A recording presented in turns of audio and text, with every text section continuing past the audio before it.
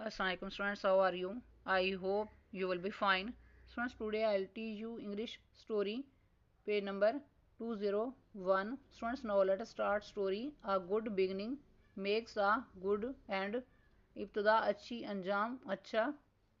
Once there was a heavy flood in the river Ravi. एक दफ़ा का जिक्र है दरिया रावी में बहुत ज़ोरदार सैलाब आया.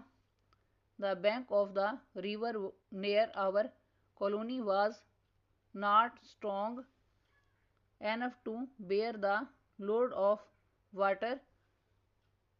हमारी कॉलोनी के करीब दरिया का किनारा इतना मजबूत नहीं था कि वो पानी के ज़ोर को बर्दाश्त कर सकता. It was becoming weaker and weaker. ये कमज़ोर से कमज़ोर तर होता गया. We decided to do something to improve the condition of the bank. हमने किनारे की हालत को बेहतर बनाने के लिए कुछ करने का फैसला किया. We started digging soil from a nearby land. हमने करीबी ज़मीन से मट्टी खोदी. And putting it in the gap of the bank, और इसे किनारे के खाली हिस्से में डाल दिया. We also put stones to make the bank strong.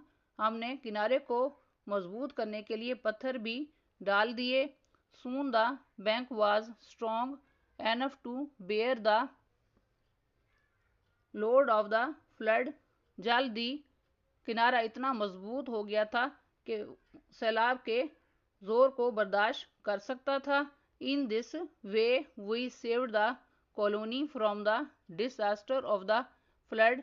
इस तरह हमने कॉलोनी को सैलाब की तबाही से बचा लिया. Moral, beginning good, ending good. इखलाकी सबक, इब्तदा अच्छी अंजाम अच्छा. स्टूडेंट्स, आज का लेक्चर यहाँ कंप्लीट हुआ. I hope you will be understood this lecture. Students, kindly write down this work on your notebooks. Okay, Allah Hafiz.